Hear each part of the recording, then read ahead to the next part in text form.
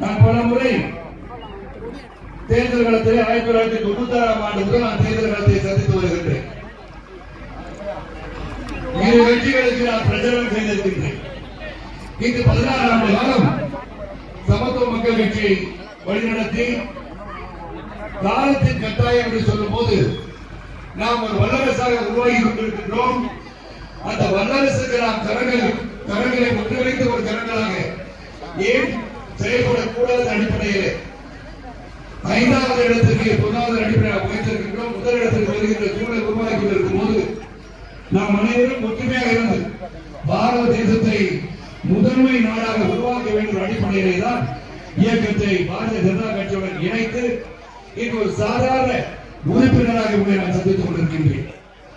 தலைவர் பதவியில் இருந்து கொண்டு ஒரு உறுப்பினராக என்றார் சொன்னால் எந்த அளவிலே இந்த இயக்கத்தின் மீது பாரதிய ஜனதா கட்சியின் மீது நமது பிரதமர் மோடிஜி அவர்கள் மீது இந்த கட்சியின் மீது நம்பிக்கை வைத்திருந்தால் அப்படி ஒரு முடிவை நான் எடுத்திருப்பேன் என்று சிந்தித்து பார்க்க வேண்டும்.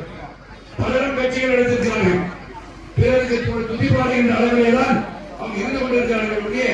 ஒரு தீவிரமான நாட்டிற்கு நல்லது நடக்க வேண்டும் எண்ணத்திலே யாரும் செயல்படவில்லை என்பது உங்களுக்கு தெளிவாக தெரியும்.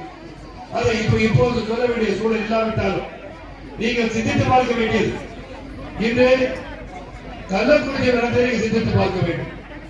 ஆக அரசுக்கு தெரியாமல் கள்ளச்சாலையை நடத்த முடியுமா என்று நான் உங்களை கேட்கின்றேன். இது இன்றால நேற்றல்ல, 1967ஆம் ஆண்டுக்கு பிறகு சிலர் ஏனம் செய்யலாம், நீங்கள் கூட அங்குதானே இருந்தீர்கள் என்று சொல்லலாம்.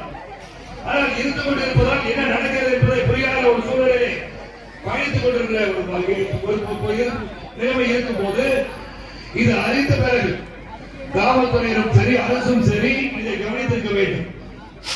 ஆக கள்ளச்சாராயம் தொடர்ந்து தமிழகத்திலே பல இடங்களில் அது சிறப்பாக ஒரு தொழிலாக நடந்து கொண்டிருப்பது. அதே போல போதைப் பொருட்களின் நடமாட்டம் அதிகமாகிவிட்டது. ஆக இது தடுப்பதற்கு காவல்துறை போதிய காவல்துறை இருக்கிறார்கள் என்று சொன்னால் இல்லை என்று தான் சொல்ல வேண்டும். அவர்களை நான் குறை சொல்லவில்லை. ஆனால் இருக்கின்ற 1,10,000 காவல்துறை சகோதரர்கள் எதை கட்டுப்படுத்துவார்கள்? யார் சொல்வதை கேட்பார்கள்? ஆளுங்கட்சியில் என்ன சொல்கிறார்களோ அதை சொல்ல வேண்டிய ஒரு சூழல் அவர்கள் உருவாகிறது. கள்ளக்குறிச்சியில் 65 பேர் இறந்திருக்கிறார்கள். இன்னும் 2 பேர் இறந்ததாக செய்தி இருக்கிறது, வெளியே வராமல் இருக்கிற 67 பேர் உயிரிழந்திருக்கிறார்கள். சிந்தித்து பார்க்க வேண்டும். நடந்து கொடுக்கிறாங்க, தாய்மார்கள் இருந்திருக்கிறார்கள், சிலர் கணவன் இருந்திருக்கிறார்கள், சிலர் மனைவி இருந்திருக்கிறார்கள், குடும்பமே சீரழிந்து போயிருக்கிறோம். ஆக முதலில் மதுவை ஒழிக்க வேண்டும் என்ற குரல் கொடுத்து வருகின்றோம். மதுவை ஒழிக்க வேண்டும் என்று சொல்வதிலே பல குற்றங்கள் நடப்பதற்கு காரணம் போதையினால் ஏற்படுகிறது.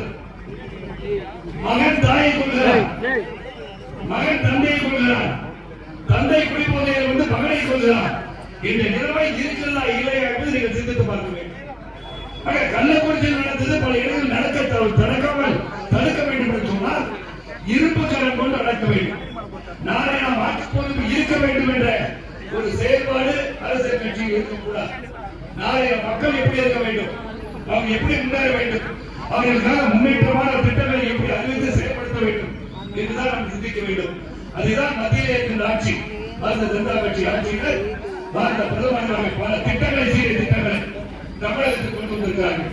தமிழகத்தில் எந்த ஒரு பாராளுமன்ற உறுப்பினரும் சரி, அந்த பாராளுமன்ற உறுப்பினர் இல்லாத சூழ்நிலையிலும் தமிழகத்திற்காக பல கோடி நிதி உதவி செய்து அது பிரதம மந்திரி வீட்டு வசதி திட்டமாக இருந்தாலும் சரி, குடிநீர் குழாய்களை வீட்டுக்கு வந்து கொடுத்தாங்க இல்லையா, சிந்தித்து பார்க்க வேண்டும். ஆக கேஸ் கனெக்ஷன் எதுவரை சொல்லிட்டே போலாம். ஆக பல திட்டங்களை தாங்கள் பதவியில் இல்லாத போதும் உங்களுக்கு செய்திருக்கிறார்கள் சொல்லும் போது அவர்கள் இயக்கத்திலே தேசிய ஜனநாயக கூட்டணி அங்க வைக்கின்ற பாமக நிச்சயமாக பிரதமரின் கருத்தை வலுப்படுத்த வந்திருக்கிறார்கள்.